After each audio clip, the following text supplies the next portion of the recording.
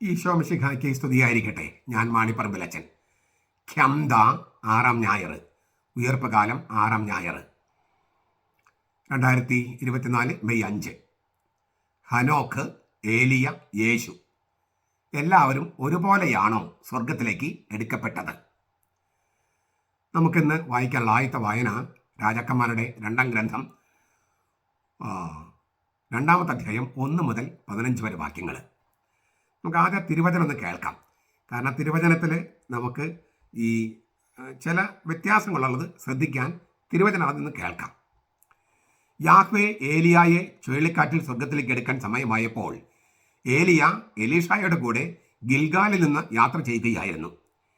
ഏലിയ എലീഷായോട് പറഞ്ഞു, നീ ഇവിടെ താമസിക്കുക, യാഹ്വേ എന്നെ ബഥേലിലേക്ക് അയച്ചിരിക്കുന്നു. എന്നാൽ എലീഷ പറഞ്ഞു, യാഹ്വയാണേ, അങ്ങയുടെ ജീവനാണേ, ഞാൻ അങ്ങയെ വിട്ടുമാറില്ല, ഇത് സത്യം. അങ്ങനെ അവർ ബഥേലിലേക്ക് പോയി. ബഥേലിലെ പ്രവാചകപുത്രന്മാർ എലീഷായുടെ അടുക്കൽ ചെന്ന് അവനോട് ചോദിച്ചു, യാഹ്വേ ഇന്ന് അങ്ങയുടെ യജമാനനെ അങ്ങയുടെ അടുക്കൽ നിന്ന് എടുക്കുമെന്ന് അങ്ങേക്കറിയാമോ? ഉവ്വ്, എനിക്കറിയാം, നിങ്ങൾ മിണ്ടാതിരിക്കുവിൻ, എലീഷ അവരോട് പറഞ്ഞു. അപ്പോൾ ഏലിയ എലീഷായോട് പറഞ്ഞു, എലീഷ, നീ ഇവിടെ താമസിക്കുക, യാഹ്വേ എന്നെ യെരിഹോയിലേക്ക് അയച്ചിരിക്കുന്നു. അവൻ പ്രതിവചിച്ചു, യാഹ്വയാണേ, അങ്ങയുടെ ജീവനാണേ, ഞാൻ അങ്ങയെ വിട്ടുപോകുകയില്ല, ഇത് സത്യം. അങ്ങനെ അവർ യെരിഹോയിലെത്തി. യെരിഹോയിലെ പ്രവാചക ശിഷ്യന്മാർ എലീഷയുടെ അടുക്കൽ ചെന്ന് അവനോട് ചോദിച്ചു, യാഹ്വേ ഇന്ന് അങ്ങയുടെ യജമാനനെ അങ്ങയുടെ അടുക്കൽ നിന്ന് എടുക്കുമെന്ന് അങ്ങേക്കറിയാമോ? ഉവ്വ്, ഞാൻ അറിയുന്നു, നിങ്ങൾ മിണ്ടാതിരിക്കുവിൻ, എലീഷ അവരോട് പറഞ്ഞു. അനന്തരം ഏലിയ എലീഷയോട് പറഞ്ഞു, നീ ഇവിടെ താമസിക്കുക, യാഹ്വേ എന്നെ യോർദാനിലേക്ക് അയച്ചിരിക്കുന്നു. അവൻ പ്രതിവചിച്ചു, യാഹ്വയാണേ, അങ്ങയുടെ ജീവനാണേ, ഞാൻ അങ്ങയെ വിടുകയില്ല, ഇത് സത്യം. അങ്ങനെ അവർ ഇരുവരും കൂടെ യാത്ര തുടർന്നു. പ്രവാചക ശിഷ്യന്മാരിൽ 50 പേർ ചെന്ന് അവർക്ക് അഭിമുഖമായി അല്പം അകലെ നിന്നു. അവർ ഇരുവരും യോർദാന് സമീപം നിന്നു. അപ്പോൾ ഏലിയ തന്റെ മേലങ്കി എടുത്ത് ചുരുട്ടി വെള്ളത്തിലടിച്ചു. വെള്ളം ഇരുവശത്തേക്ക് മാറി. അങ്ങനെ അവർ ഇരുവരും ഉണങ്ങിയ നിലത്തുകൂടെ അക്കരയ്ക്ക് കടന്നു.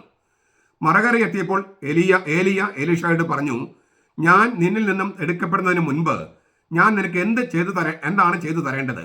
ചോദിച്ചു കൊള്ളുക. അങ്ങയുടെ ആത്മാവിന്റെ ഇരട്ടി പങ്ക് എനിക്ക് ലഭിക്കുമാറാകട്ടെ, എലീഷ പറഞ്ഞു. ഏലിയ പ്രതിവചിച്ചു, ദുഷ്കരമായ കാര്യമാണ് നീ ചോദിച്ചത്. എങ്കിലും ഞാൻ നിന്നിൽ നിന്ന് എടുക്കപ്പെടുമ്പോൾ നീ എന്നെ കാണുന്നുവെങ്കിൽ നിനക്ക് അങ്ങനെ തന്നെ ഭവിക്കും, അല്ലാത്ത പക്ഷം നിനക്ക് ലഭിക്കുകയില്ല. അവർ സംസാരിച്ചു കൊണ്ട് നടക്കുമ്പോൾ അതാ ഒരു ആഗ്നേയ രഥവും ആഗ്നേയ അശ്വങ്ങളും വന്ന് അവരെ വേർപ്പെടുത്തി. ഏലിയ ചുഴലിക്കാറ്റിൽ സ്വർഗത്തിലേക്ക് ഉയർന്നു. എലീഷ അത് കണ്ട് നിലവിളിച്ചു, എൻ്റെ പിതാവേ, എൻ്റെ പിതാവേ, ഇസ്രായേലിന്റെ രഥങ്ങളും സാരഥികളും. പിന്നെ അവൻ ഏലിയായെ കണ്ടില്ല. അവൻ തന്റെ വസ്ത്രം 2 കഷ്ണമായി കീറി. പിന്നെ അവൻ ഏലിയായിൽ നിന്ന് വീണ് കിട്ടിയ മേലങ്കിയും എടുത്ത് മടങ്ങിച്ചെന്ന് യോർദാൻ അരികെയെത്തി. ഏലിയായിൽ നിന്ന് വീണ് കിട്ടിയ മേലങ്കി കൊണ്ട് അവൻ വെള്ളത്തിന്മേൽ അടിച്ചുകൊണ്ട് പറഞ്ഞു, ഏലിയായുടെ ദൈവമായ യാഹ്വേ എവിടെ? അവൻ വെള്ളത്തിന്മേൽ അടിച്ചപ്പോൾ വെള്ളം ഇരുവശത്തേക്കും മാറി. എലീഷ അക്കരയ്ക്ക് കടന്നു. യെരിഹോയിലെ പ്രവാചക ശിഷ്യന്മാർ തങ്ങളുടെ മുമ്പിൽ ഏലീഷായെ കണ്ടപ്പോൾ ഏലിയായുടെ ആത്മാവ് ഏലീഷായിൽ കുടികൊള്ളുന്നു എന്ന് പറഞ്ഞ് അവന്റെ മുമ്പിൽ സാഷ്ടാംഗം വീണ് അവനെ എതിരേറ്റു.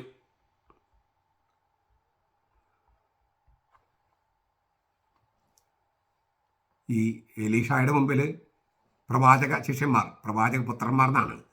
അത് പ്രവാചകന്റെ മക്കൾ എന്ന അർത്ഥത്തിലല്ല.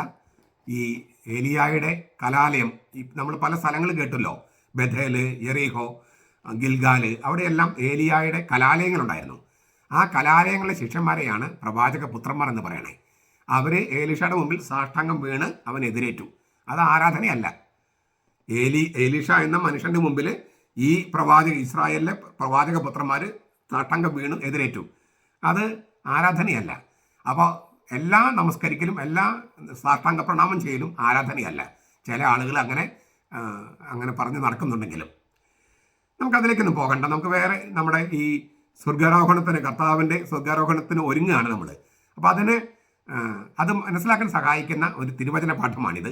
അതുകൊണ്ടാണ് ഇന്ന് ഇത് വായിച്ച് ധ്യാനിക്കാൻ സഭ നമുക്ക് നൽകിയിരിക്കുന്നത്. ഇതിൽ 2-3 കാര്യങ്ങൾ ഞാൻ സൂചിപ്പിക്കാം. ഒന്ന്, ആഗ്നേയ രഥം, ഫയറി ചാരിയറ്റ്. പിന്നെ ആഗ്നേയ അശ്വങ്ങൾ, ഫയറി ഹോഴ്സസ്. അഗ്നി കൊണ്ടുള്ള കുതിരകളും അഗ്നി കൊണ്ടുള്ള രഥവും. അതായത് സ്വർഗീയ സൈന്യത്തിലെ മാലാഖ, അതാണ് അഗ്നിരഥം. മാലാഖമാരുടെ ഗണം, അതാണ് അഗ്നിക്കുതിരകൾ. ഞാൻ ആവർത്തിക്കുക, സ്വർഗീയ സൈന്യത്തിലെ മാലാഖ, അതാണ് അഗ്നിരഥം. മാലാഖമാരുടെ ഗണം, അതാണ് അഗ്നിക്കുതിരകൾ. ആ സൈന്യത്തിലെ മാലാഖയും, സ്വർഗീയ സൈന്യത്തിലെ മാലാഖയും മാലാഖമാരുടെ ഗണങ്ങളും ഏലിയാക്കി അകമ്പടി സേവിക്കുന്നു. അഗ്നിയും ചുഴലിക്കാറ്റും ലോകത്തിൽ ദൈവത്തിന്റെ ശക്തിയെയും സാന്നിധ്യത്തെയും പ്രതിനിധാനം ചെയ്യുന്നു. പുറപ്പാട് 19:18, നിയമാവർത്തനം 4:24, ജോബ് 38:1, യെശയ്യായുടെ ഗ്രന്ഥം 29:6, എസെക്കിയേൽ 1:4, നാഹും 1:3. പഴയ നിയമത്തിലെ ഹനോക്കും ഏലിയായും മാത്രമാണ് തങ്ങളുടെ ഇഹലോക വാസത്തിന്റെ സമാപനത്തില് ആരോഹണം ചെയ്യുന്നത്, എടുക്കപ്പെടുന്നത്. ഉൽപ്പത്തി 5:24 ഹനോക്ക്, 1 മക്കബായർ 2:58. ദൈവം അവനെ എടുത്തു എന്നേ ഹനോക്കിനെ കുറിച്ച് പറയുന്നുള്ളൂ. സ്വർഗത്തിലേക്ക് എടുത്തു എന്ന് പറഞ്ഞിട്ടില്ല. ദൈവം അവൻ എടുത്തു എന്നേ ഹനോക്കിനെ കുറിച്ച് പറഞ്ഞിട്ടുള്ളൂ. സ്വർഗത്തിലേക്ക് എടുത്തു എന്ന് പറഞ്ഞിട്ടില്ല. ഏലിയായി സ്വർഗത്തിലേക്ക് എടുക്കുന്നുണ്ട്. യേശുവിന്റെ സ്വർഗാരോഹണം തമ്മിൽ സാമ്യമുണ്ട്, അതേസമയം അന്തരമുണ്ട്. നമുക്കതൊന്ന് ഈ സാമ്യം അന്തരം നോക്കാം. ഈ സ്വർഗത്തിലേക്ക് എടുക്കപ്പെട്ടു, സ്വർഗാരോഹണം, ശരീരത്തോടെ സ്വർഗാരോഹണം ചെയ്യുന്നതിനെയാണ് നടപടി ഗ്രന്ഥത്തിലെ 1:11 ഉപയോഗിച്ചിരിക്കുന്നത്. ഈ പറയുന്നത് യേശു ശരീരത്തോടെ സ്വർഗത്തിലേക്ക് എടുക്കപ്പെട്ടു. ആ ശരീരം എന്ന് പറയുന്നത് ഭൗതിക ശരീരമല്ല, പദാർത്ഥമുള്ള ശരീരമല്ല, മറിച്ച് ആത്മീയ ശരീരം. പക്ഷെ അത് ഭൂതോ പ്രേതമൊന്നുമല്ല. ആത്മീയ ശരീരം എന്ന് വെച്ചാൽ ആളാണ്, ആള്. ആത്മീയ ശരീരം എന്ന് പറഞ്ഞാൽ ആളാണ്, എന്നാൽ രൂപാന്തരപ്പെട്ട ആള്. യേശു എന്ന ആളാണ് എടുക്കപ്പെട്ടത്. പക്ഷേ അത് രൂപാന്തരം വന്ന ശരീരത്തോടു കൂടിയാണ്. കാരണം ഇങ്ങനെ പദാർത്ഥത്തിന് ദൈവരാജ്യം സ്വന്തമാക്കാൻ കഴിയില്ല, അതായത് സ്വർഗത്തിലേക്ക് പോകാൻ കഴിയില്ല. ഈ ഭൗതിക ശരീരത്തോടെ സ്വർഗത്തിലേക്ക് പോകുന്നു എന്നാണ് ഇസ്ലാം പഠിപ്പിക്കുന്നത്. അതിന് വലിയൊരു പോരായ്മയുണ്ട്. കാരണം എന്താ? ഭൗതികമായ ഏത് സംഗതിയും നശിച്ചു പോകും. അപ്പോൾ ഒരു ഭൗതികമായ പുനരുത്ഥാനമാണ് ഇസ്ലാമിൽ പഠിപ്പിക്കുന്നെങ്കിൽ അത് പുനരുത്ഥാനവും അല്ല, സ്വർഗവും അല്ല. കാരണം അതൊരു പദാർത്ഥം നശിച്ചു പോകുമല്ലോ. അപ്പം നമ്മൾ പറയുന്നത് നിത്യജീവനെ കുറിച്ചാണ്, നശിക്കാത്ത ജീവനെ കുറിച്ചാണ്, അനശ്വരമായ ജീവനെ കുറിച്ചാണ്. അതുകൊണ്ട് തന്നെ ഈ മുസ്ലിം ചിന്ത ഒട്ടും തന്നെ വിശ്വസിക്കാൻ പറ്റാത്തതും ശരിയല്ലാത്തതുമാണ്, സത്യമല്ലാത്തതുമാണ്. ഈ സ്വർഗാരോഹണം, യേശുവിന് സ്വർഗാരോഹണം എന്നതിന് ഉപയോഗിച്ചിരിക്കുന്ന വാക്ക്, സെപ്തുജിന്തിൽ ഉപയോഗിച്ചിരിക്കുന്ന വാക്ക് അനലെംഫെതെയ്സ് എന്നാണ്. അനലെംഫെതെയ്സ് മുകളിലേക്ക് എടുക്കപ്പെടുക എന്നർത്ഥമുള്ള അനലംബാനോ എന്ന വാക്കാണ്. അതാണ് ധാതു.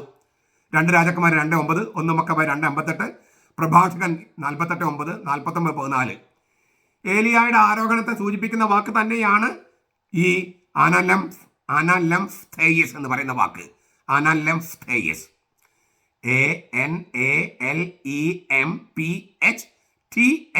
ANALEMPHTHEIS, അനലെംഫെതെയ്സ്,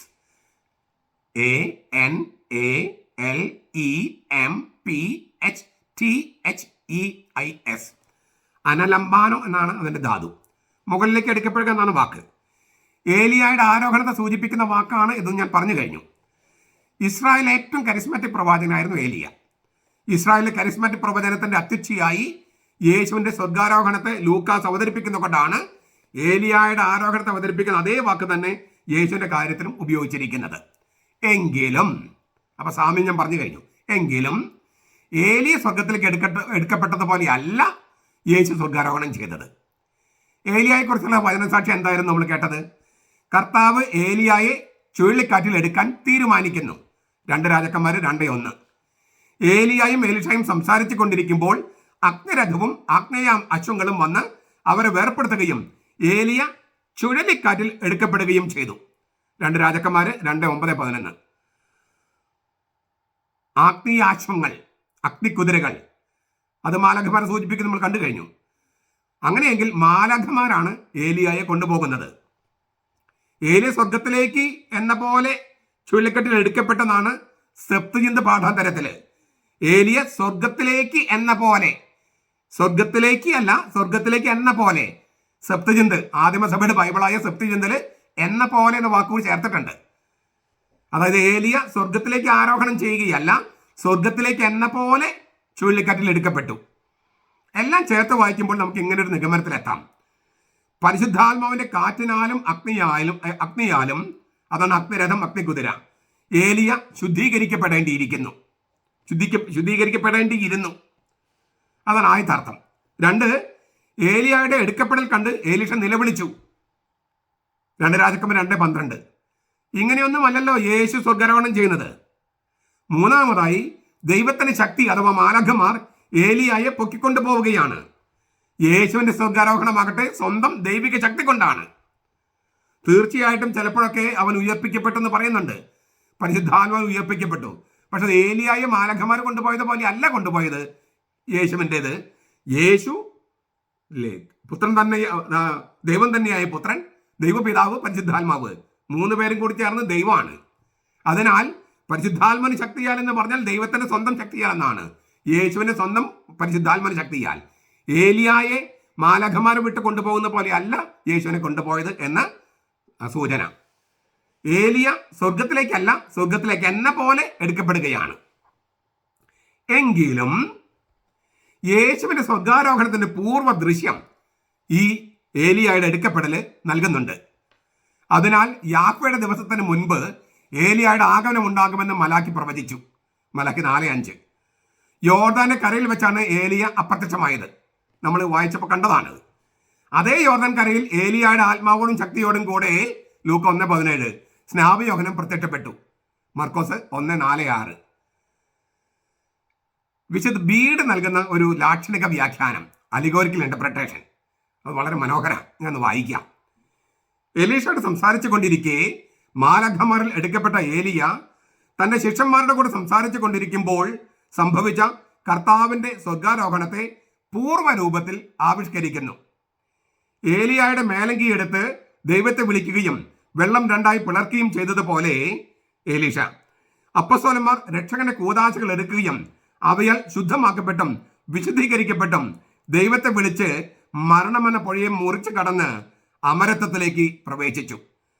സുവിശേഷങ്ങളെക്കുറിച്ചുള്ള പള്ളിപ്രസംഗം എന്നുള്ള ആ രചനയിലാണ് 2:15 വിശുദ്ധ ബീഡ് ഇങ്ങനെ പറയുന്നത്.